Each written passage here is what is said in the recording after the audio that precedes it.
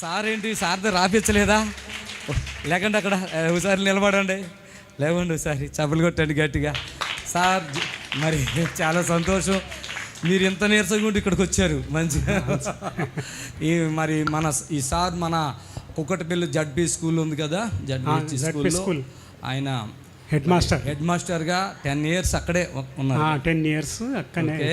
హల్లెలూయా. Madam గారు MRO గారు, అది వాళ్ళ మిసెస్ నిర్మల మేడం గారు, ఆమె లాస్ట్ అది రాజేంద్ర నగర్లో రిటైర్డ్ అయిపోయాక నేను తెలిసాను.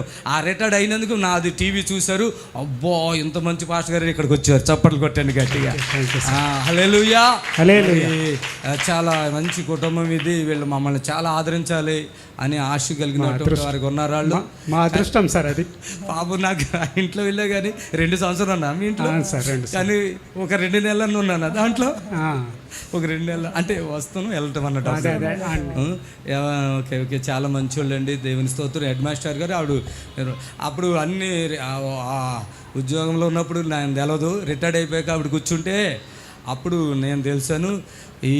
ఏమో అట్లా చూశారు, ఇక్కడికి వచ్చారు, వాళ్ళకి చాలా దేవుడు మేలులు చేశాడండి. ఆ మేడంకి అయితే ఈ చెప్పులో ఎముక పెరిగి ఎంత లోతండి మీది చెప్పు 1 inch అనుకుంటా. డాక్టర్ చెప్పాడు ఎముక నువ్వు కట్ చేయాలన్నాడు అండి. అవడాడో చెప్పింది అంట, ప్రార్థన చేశాను, నార్మల్ అయిపోయింది. చెప్పలేకొట్టండి. ఇక 1-2 కరోనాలు గిరోనాలు అన్నీ వేస్తున్నామలో.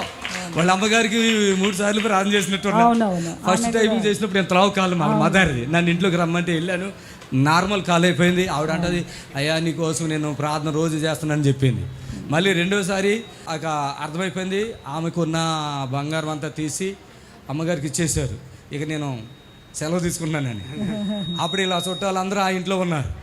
మేడం గారు అన్నారు కరోనా టైంలో, అయ్యా అమ్మగారు నాకు ఇచ్చేశారు మొత్తం అని చెప్పారు. నేను బతికిచ్చేస్తాను వెళ్ళాను, ప్రార్థన చేయగానే లేచి అంటున్నారు, చప్పట్లు కొట్టాను. 3వసారి పెద్ద ప్రాబ్లం అయింది, యాక్సిడెంట్ అయ్యి కాలు ఇరిగింది. తర్వాత ఆమె బాధ నేను చూడలేక వీళ్ళు ఆపరేషన్ చేయించారు వద్దంటే, ఎందుకంటే ఆ బాధలో పడుకుని లేవలేని పరిస్థితి. ఇంకా నేను ప్రార్థన చేయలేదు, చనిపోయారు. తర్వాత మమ్మీ చనిపోయారు అని ఫోన్ వచ్చింది, చప్పట్లు కొట్టాను గట్టిగా. ఆమె ఏజ్ ఎంత ఉంటుందండి?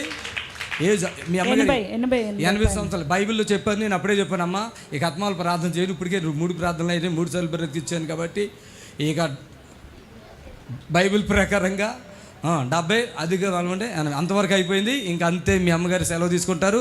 ఆమెను మీరు ఇబ్బంది పెట్టొద్దు, ఇంకా స్క్రూలు వేసి ఇబ్బందులు పెట్టద్దు, ప్రభు దగ్గరికి వెళ్ళిపోయినట్టు ఆవిడ చాలా ప్రార్థన చేస్తారండి. ప్రభు దగ్గరికి వెళ్ళండి అని చెప్పి వెళ్ళిపోయింది. చప్పులు కొట్టాను గట్టిగా. ఆమె మరి ఈ కుటుంబం ఈ సార్కి మరి కొంచెం బాగోలేదని మనం చెప్పారు. ఏమో ఎక్కుళ్ళు వస్తున్నాయి కదా మీకు? అవి తక్కువైనాయి సార్, కొంచెం కాళ్ళ నొప్పులే. అంతేనా? తగ్గిపోతాయి కూడా. చప్పులు కొట్టండి గట్టిగా. ఆమె వీళ్ళ బంధువులు, వీళ్ళ స్నేహితులు, వీళ్ళ రక్త సంబంధాలు ఎంతోమంది ఇక్కడికి వచ్చి విడుదల పొందారు యేసయ్య నామములో. ఆమె మీ అందరినీ ప్రభు దీవించును గాక.